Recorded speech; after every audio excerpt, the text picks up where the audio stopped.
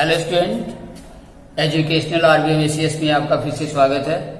हम ईश्वर से हमेशा प्रार्थना करते हैं कि आप लोग सफलता प्राप्त करें, आपकी मनोकामना पूर्ण हो, और इसके लिए हम लगातार प्रयासरत हैं। यहाँ पर जो भी वीडियो आप लोगों के लिए प्रोवाइड किए जा रहे हैं, हम आशा करते हैं कि वे सभी आप लोगों के लिए वरदान साबित होंगे और उससे आप लोगों को कामयाबी प्राप्त होगी।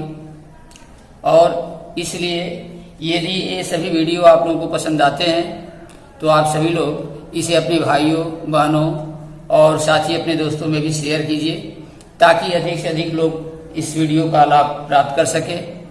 और साथ ही इसे शेयर करने के साथ साथ आप लोग इसे लाइक भी कीजिए, सब्सक्राइब भी कीजिए, ताकि हमारे द्वारा बनाए गए जो वीडियो है इसका नोटिफिकेशन सबसे पहले आप लोगों को प्राप्त हो सके। तो अब हम लोग समय को ध्यान में रखते हुए आगे पुनः अपने विषय पर चर्चा करते हैं। नेक्स्ट एक्सरसाइज 13.6 का क्वेश्चन नंबर 1 देखिए दिया है। एक बेलनाकार बर्तन के आधार की परिधि 132 सेंटीमीटर दिया गया है। आधार की परिधि 132 है और ऊंचाई दिया है 25 सेंटीमीटर। इस बर्तन में कितने लीटर पानी आ सकता है यदि 1000 घन सेंटीमीटर बराबर 1 लीटर, ये पैमाना दिया गया है। ठीक है, तो देखिए इस चैप्टर में जो पहला क्वेश्चन दिया है वह एक बेलनाकार बर्तन के बारे में दिया है, जिसके आधार की परिधि दिया। बेलनाकार हम लोग जानते हैं, बेलन जो इस आकार का होता है, तो बेलन के आधार की परिधि दिया, किनारे किनारे वाले भाग की माप दिया है। ठीक है, और ये ऊंचाई दिया है 25। ठीक है, तो इस बर्तन में कितना लीटर पानी आ सकता है, तो हम क्या करेंगे, सबसे पहले तो इस बर्तन की हम धारिता अर्थात बर्तन का आयतन निकालेंगे। देखिए बच्चों, इस चैप्टर में हम लोग बेलनाकार बर्तन या लंबवृत्तीय बेलन के आयतन के बारे में अध्ययन करेंगे। ठीक है, तो आगे हम लोग इस क्वेश्चन का सलूशन जो है ध्यान से देखिए, हम बताते हैं। यहाँ देखिए, देखें इस चैप्टर में हम लोग एक्सरसाइज 13.6 में बेलन के आयतन का अध्ययन करेंगे। बेलन का आयतन,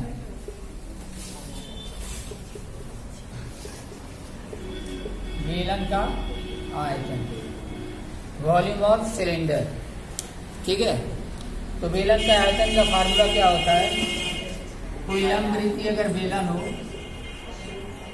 तो बेलन का आयतन बराबर होता है पाई r²h।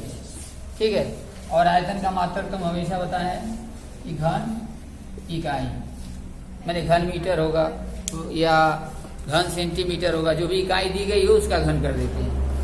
बेलन भी बताया गया था।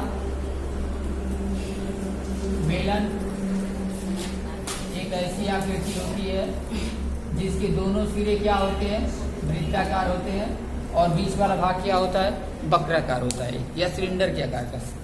बेलन को ही कहा जाता है सिलेंडर। सिलेंडर माने होता है बेलन। आगे बात समझ में, तो ऊपर और नीचे वाले दोनों सिरे क्या होते हैं इसके, वृत्ताकार। अगर इस वृत्त की त्रिज्या, मतलब ऊपर वाले चाहे नीचे वाले दोनों सिरे, दोनों की सिरों की वृत्त की त्रिज्या जो समान होती है, अगर इनकी त्रिज्या अगर r हो और यदि इस बेलन की ऊंचाई h हो, ये हमको पता हो, यदि यही एक बेलन है या लंबवृत्तीय बेलन भी इसी को कहा जाता है, तो अगर किसी बेलन की त्रिज्या क्या हो, r हो, और ऊंचाई यदि इसकी h हो, तो बेलन का आयतन होता है पाई r²h। ये फार्मूला हमको याद रखना है। जहाँ पर पाई क्या है, पाई एक स्थिरांक है, ये कांस्टेंट नंबर है जिसका मान होता है 22/7 या इसी का वैल्यू होता है 3.14। आ गया समझ में। ये पाई का मान है, r क्या है, बेलन की त्रिज्या है, h क्या है, बेलन की ऊंचाई है। इसी पर आधारित प्रश्न जो है एक्सरसाइज 13.6 में हम लोग देखेंगे। देखिए पहला नंबर जो क्वेश्चन दिया है, क्वेश्चन नंबर फर्स्ट में, उसमें भी एक लंबवृत्तीय बेलन दिया है।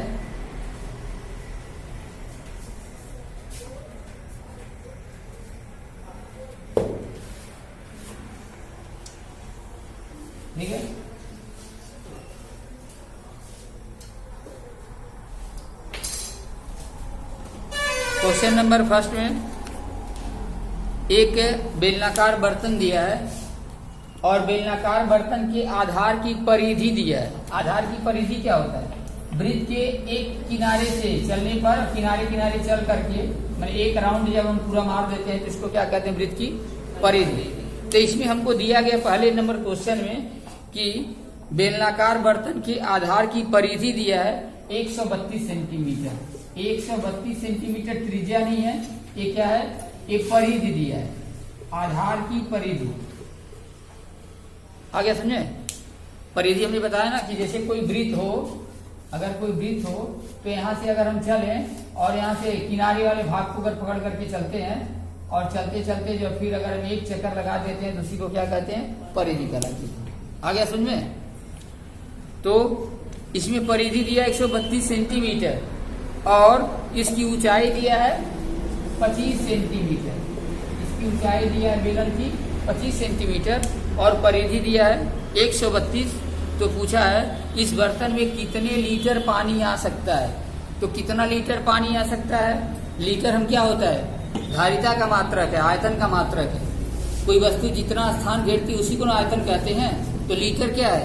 आयतन का मात्रक है।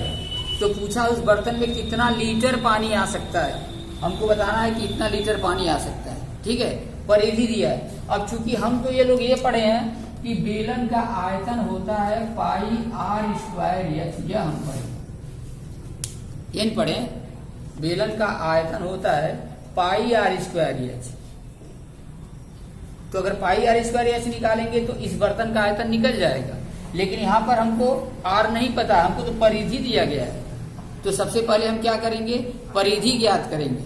परिधि के हिसाब से परिधि जैसे क्या होता है? 2 पाई आर। परिधि दिया है तो परिधि के आधार पर जैसे अगर बेलन की त्रिज्या आर मान ली जाए तो परिधि क्या होगी? 2 पाई आर। और परिधि 2 पाई आर बराबर क्या होगा? 132। और उसके आधार पर पहले त्रिज्या को क्या कर लेंगे? निकाल लेंगे। तो देखें हम मान लेते हैं कि माना बेलन की त्रिज्या आर है, माना बेलन की त्रिज्या आर, इसलिए बेलन की परिधि क्या होगी? चाहे आधार की परिधि, आधार की परिधि। यदि बेलन की त्रिज्या आर है तो आधार की परिधि आधारी वृत्ताकार होता है और वृत्त की परिधि क्या होती है? 2 पाई आर। ये हम परिधि निकालेंगे। ठीक है, और किताब में परिधि दिया गया है 132 सेंटीमीटर। इन दोनों को हम बराबर कर देंगे। यहाँ लिखेंगे प्रश्नानुसार। प्रश्न में क्या दिया है? प्रश्न में दिया है कि 2 पाई आर का मान कितना दिया है? 132। ठीक है, अब यहीं से हम आर का मान निकालेंगे तो आर बराबर क्या होगा? 132 बटे 2 पाई। ये 2 पाई यहाँ से नीचे आ जाएगा। हमको तो आर का मान बताना है तो केवल आर को रखेंगे, 2 पाई नीचे आ जाएगा। अब फिर यदि हम आर का मान निकालेंगे तो आर बराबर क्या होगा? 132 बटे 2। अब पाई का मान रखेंगे। पाई का मान अभी बताया गया कि 22 बटे 7। तो 22 नीचे रहेगा और 7 ऊपर चला जाएगा। अब यहाँ कटा दे, 6 बार में कट जाएगा। 22 छके होता है 132। 6 दूनी 12, 6 दूनी 12, 1 13, कट गया 6 बार में। 22 छके 132 होता है। या ऐसे नहीं कटाने आता है तो छोटे छोटे अंकों से हम कटा सकते हैं कि 2 से 11 हो गया, फिर 2 से इसको काट देंगे तो हो जाएगा 2 छके 12, 2 छके 12, 66 हो जाएगा। और फिर उसके बाद 11 से दोनों को कटा दें। ठीक है, तो भी हो सकता है।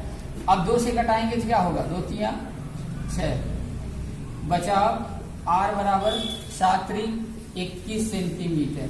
हमको आर का मान मालूम हो गया कि ये आर का मान कितना है। बेलन की त्रिज्या कितनी है हमको पता चल गया। ठीक है, अब हमको बताना है बेलन का आयतन। पूछा है कि इस बेलन में अगर इसकी ऊंचाई 25 सेंटीमीटर हो तो इस बर्तन में कितने लीटर पानी आ सकता है, ये हमको बताना है। तो देखें अब यहाँ पर इसलिए लिखेंगे बेलन का आयतन, जिसमें हमें बेलन की ऊंचाई दी गई है। क्या लिख देंगे? बेलन की ऊंचाई एच बराबर कितना दिया है? 25 सेंटीमीटर। इसलिए बेलन का आयतन निकालेंगे। बेलन का आयतन, बेलन का आयतन होता है पाई आर स्क्वायर एच।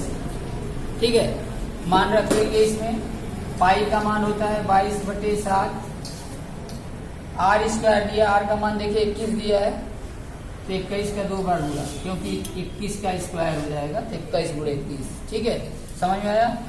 अब यहाँ पर एच दिया है, एच का मान देखिए यहाँ दिया है 25,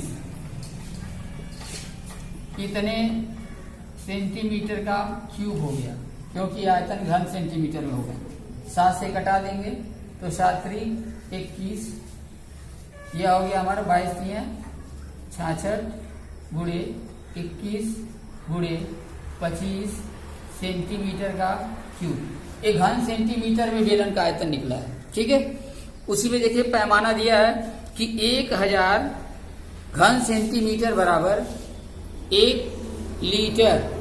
ठीक है, 1000 घन सेंटीमीटर बराबर 1 लीटर दिया है ना पैमाना। तो एक घन सेंटीमीटर में दिया है, हमको लीटर में बदलना है।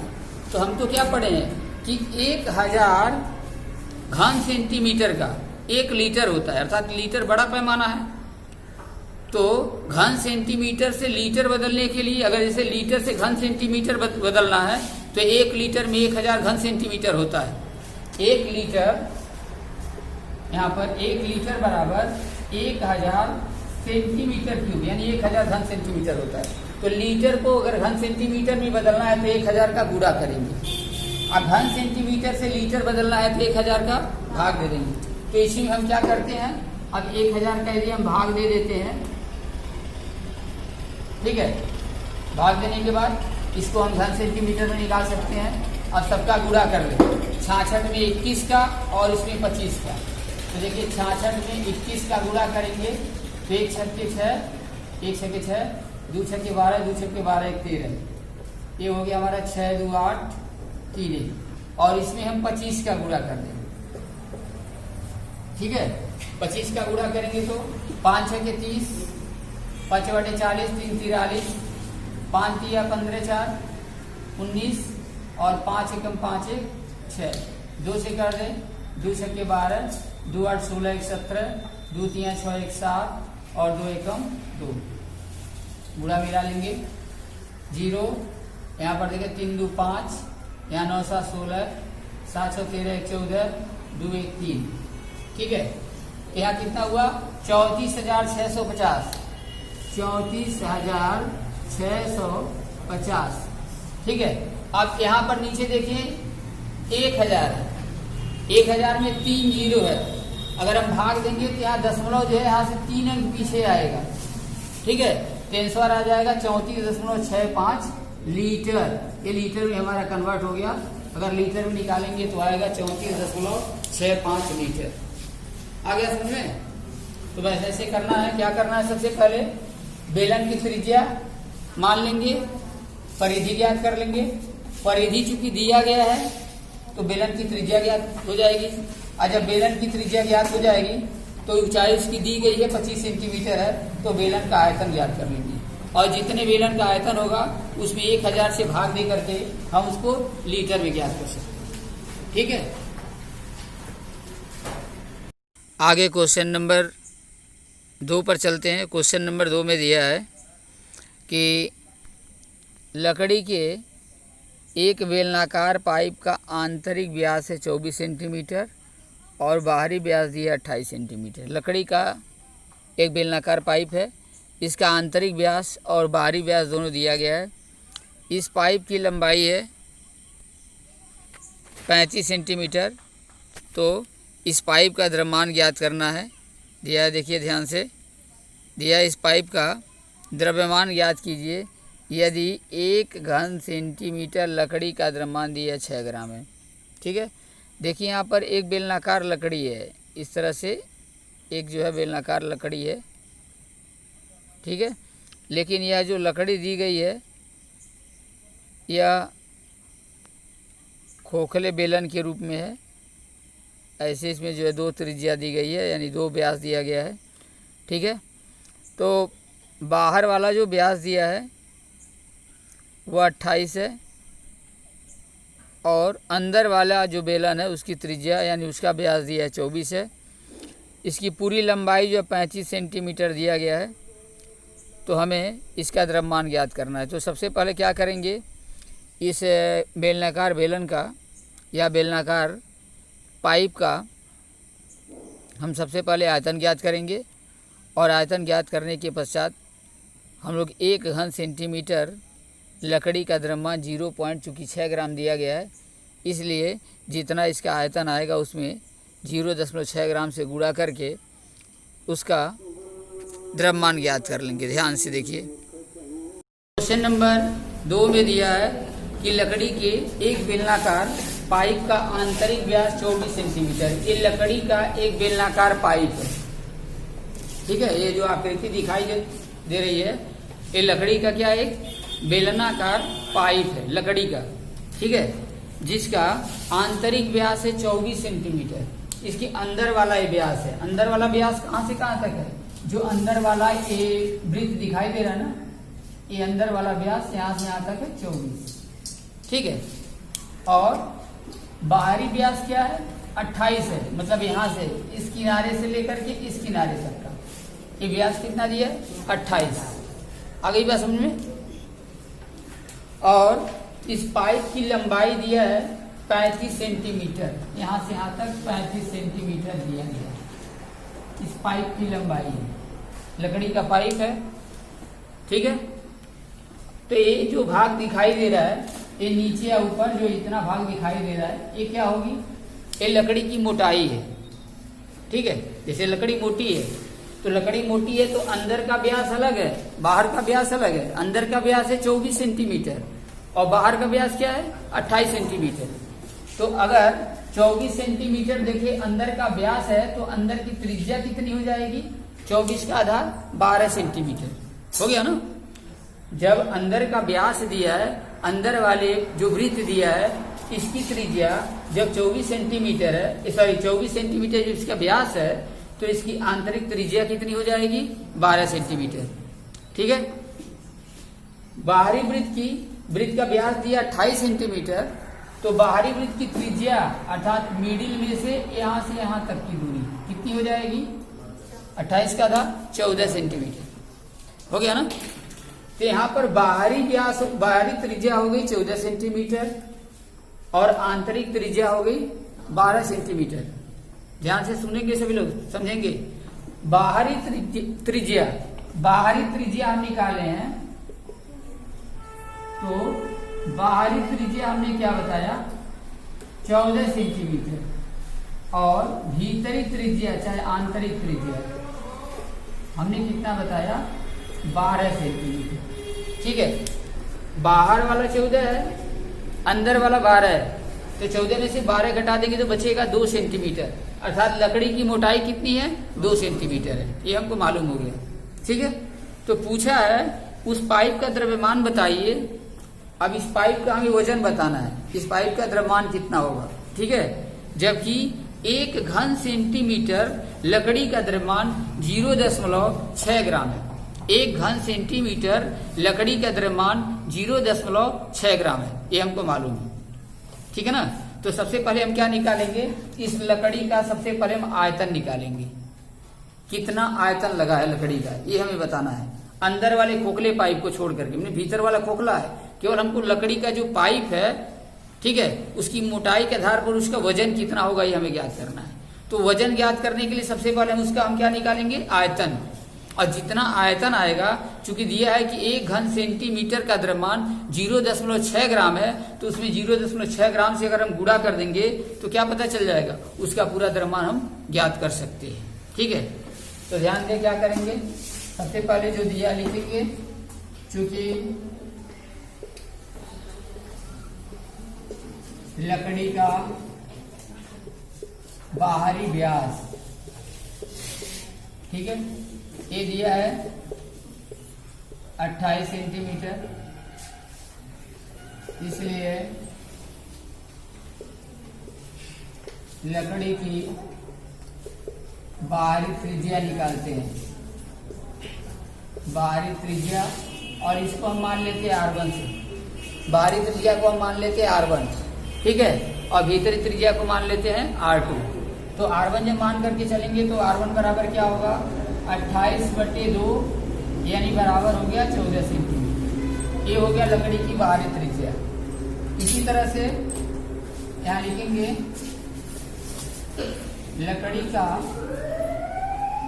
भीतरी व्यास, लकड़ी का भीतरी व्यास दिया है 24 सेंटीमीटर। तो लकड़ी की भीतरी त्रिज्या,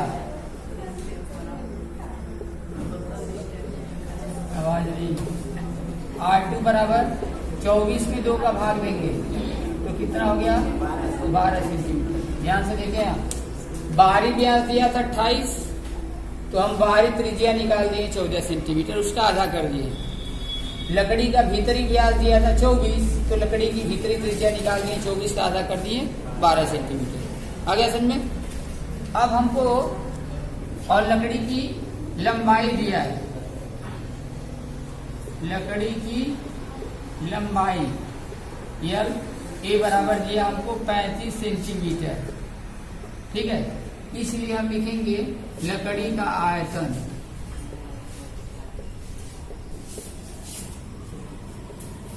लकड़ी का आयतन। देखें फार्मूला तो जब हमको एक आर केवल मालूम रहता था तब हम लोग फार्मूला निकालते थे पाई आर स्क्वायर एच, जब केवल एक आर रहता था तब बेलन का आयतन निकालते थे। यहाँ पर क्या है, भीतरी और बाहरी जब दोनों दिए गए हो तो हम क्या करेंगे, यहाँ पर पाई, जैसे बाहरी वाला हम देखें यहाँ पर R1 माने हैं, तो बाहरी आयतन क्या हो जाएगा पाई R1 का स्क्वायर एच, और आंतरिक आयतन क्या हो जाएगा पाई R2 का स्क्वायर एच। ध्यान देंगे यहाँ इस लकड़ी का, जैसे बाहरी त्रिज्या कितनी है R1 है, तो जब बाहरी त्रिज्या R1 है तो इसका बाहरी अगर त्रिज्या के आधार पर अगर इसका आयतन निकालते हैं तो उसका आयतन होता पाई R1 स्क्वायर एच, एच वही रहता। और लकड़ी की जब भीतरी त्रिज्या R2 हम माने हैं तो भीतरी आयतन कितना होगा पाई R2 का स्क्वायर एच, और यदि पाई R1 स्क्वायर एच में से पाई R2 स्क्वायर का एच घटा देंगे तो क्या मालूम हो जाएगा, केवल लकड़ी का आयतन मालूम हो जाएगा। देखें, अरे यहाँ से यहाँ तक का यानी पूरे लकड़ी का आयतन हो गया पूरा ठोस। अगर मान लो अंदर वाला भी भरा रहता, ठीक है, तो पूरे ठोस का आयतन हो जाता पाई R1 स्क्वायर एच। आ गया समझ में? अब भीतर की त्रिज्या कितनी दी गई है, R2 दी गई है, ठीक है, जिसका मान 12 सेंटीमीटर है। तो भीतर की त्रिज्या जब R2 दी गई है तो भीतर वाला जो खाली आयतन है इसका हम निकालेंगे तो कितना होगा पाई R2 का स्क्वायर एच। ये पाई R2 स्क्वायर एच हो गया। तो पूरे बाहर वाले आयतन में जो भीतर वाला खाली आयतन निकाल देंगे तो क्या होगा, केवल हमें लकड़ी का आयतन बचेगा। आ गया समझ में? तो यहाँ पर जब ये फार्मूला निकालेंगे तो क्या हो जाएगा, यहाँ पर देखिए पाई इंटू R1 का स्क्वायर माइनस R2 का स्क्वायर इंटू एच, यही होगा हमारा फार्मूला, ठीक है। अगर कोई खोखला बेलन हो, याद रखेंगे, यदि कोई खोखले बेलन का आयतन निकालना हो तो खोखले बेलन के आयतन का फार्मूला है पाई इंटू R1 का स्क्वायर माइनस R2 का स्क्वायर इंटू एच। एच माने ऊंचाई हो या उसकी आप लंबाई ले सकते हैं, ठीक है ना। तो यहाँ पर फार्मूला हमारा क्या हो जाएगा, पाई इंटू R1 का स्क्वायर माइनस R2 का स्क्वायर इंटू यहाँ पर एल, ठीक है। यहाँ पर लकड़ी की लंबाई जो एल हम माने हैं तो एल यहाँ पर रख देंगे। अब यहाँ पर वैल्यू केवल रख दें तो क्या होगा, पाई का मान 22/7, R1 का स्क्वायर, R1 देखिए 14 दिया है तो 14 का स्क्वायर माइनस R2 दिया है 12 तो 12 का स्क्वायर, और इंटू एल का मान कितना दिया है गुणे 35, ठीक है। अब इसमें क्या करेंगे, जैसे हम निकालते हैं 22/7, या तो 14 का वर्ग निकाल दें, ठीक है। तो या तो फार्मूले से अगर करेंगे तो यहाँ हो जाएगा 14 + 12 और इंटू हो जाएगा 14 - 12 गुणे 35। अब यहाँ पर 22/7, 14 में 12 जोड़ेंगे तो 26 होगा, और 14 में 12 को घटाएंगे तो 2 हो जाएगा। गुणे 35। ए स्क्वायर माइनस बी स्क्वायर का फार्मूला रखते हैं। मान लें हमको अगर बड़े में कोई संख्या दे दे, अगर उसका वर्ग निकालना है, हमें निकालने में दिक्कत हो, तो हम ए प्लस बी और ए माइनस बी वाला फार्मूला लगा सकते हैं। यहाँ पर 14 12 26 और यहाँ पर 14 में से 12 गया 2 और यहाँ बचा 35। अब 7 से इस 35 को कटा देंगे तो 5 बार में कट गया, तो 26 गुणे 22 हो गया यहाँ पर। लेकिन यहाँ पर हो गया 22 गुणे 26 गुणे 2 5 10, इतने सेंटीमीटर का क्यूब हो गया। ये लकड़ी का आयतन हो गया हमारा। ठीक है, लकड़ी का आयतन हम निकाल चुके। अब पूछा है कि हमें पूरे इस पाइप का द्रव्यमान बताना है, माने लकड़ी का ये जो पाइप बना है इसका हमें द्रव्यमान ज्ञात करना है। इसलिए हम लिखेंगे अब इसका द्रव्यमान, इसलिए पाइप का द्रव्यमान बराबर पाइप का द्रव्यमान निकालने के लिए क्या करेंगे, क्योंकि किताब में दिया है कि 1 घन सेंटीमीटर लकड़ी का द्रव्यमान दिया 0.6 ग्राम। 1 घन सेंटीमीटर का दाम 0.6 ग्राम मैंने द्रव्यमान दिया है। 1 घन सेंटीमीटर लकड़ी का द्रव्यमान दिया है 0.6 ग्राम। तो इतने घन सेंटीमीटर का क्या होगा, अधिक होगा। केवल 0.6 से इसमें मल्टीप्लाई कर देंगे।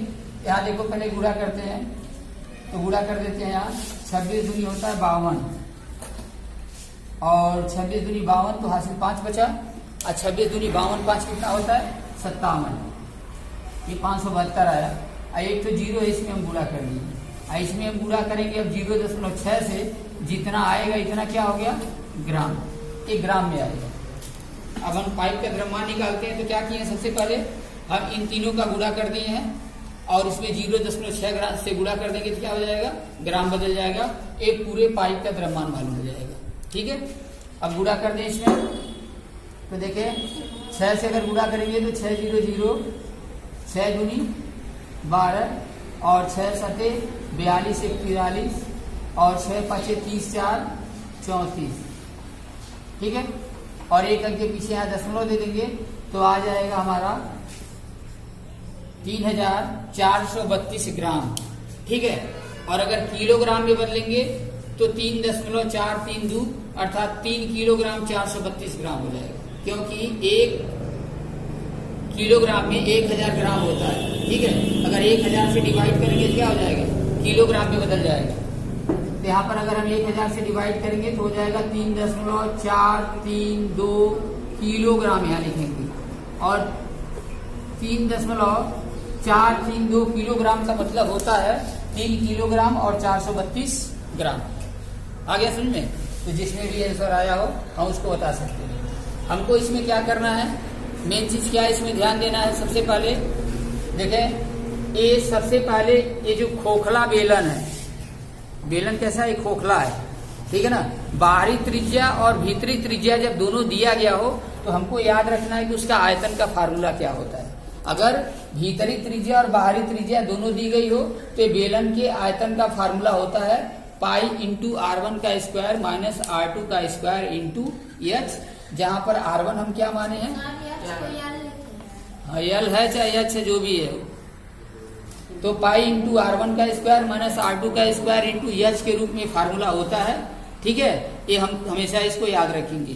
कभी भी बेलन का अगर त्रिज्या बाहरी दिया हो R1, भीतरी दिया हो R2 और यदि उसकी ऊंचाई h दिया गया हो तो बेलन के आयतन का फार्मूला या खोखले बेलन के आयतन का फार्मूला यह हम याद कर लेंगे। ठीक है, अब इसमें क्या करेंगे, लकड़ी का बाहरी व्यास के आधार पर त्रिज्या ज्ञात किए हैं, भीतरी व्यास के आधार पर उसकी भीतरी त्रिज्या ज्ञात कर लिए हैं, और उसके बाद क्या किए उसके आयतन ज्ञात कर लिए। और हमको दिया गया है कि 1 घन सेंटीमीटर लकड़ी का द्रव्यमान 0.6 ग्राम है, तो जितना इसका आयतन आएगा उसमें हम 0.6 से क्या करेंगे गुणा कर देंगे, तो उसका पूरा हमें भार प्राप्त हो जाएगा कितना हो।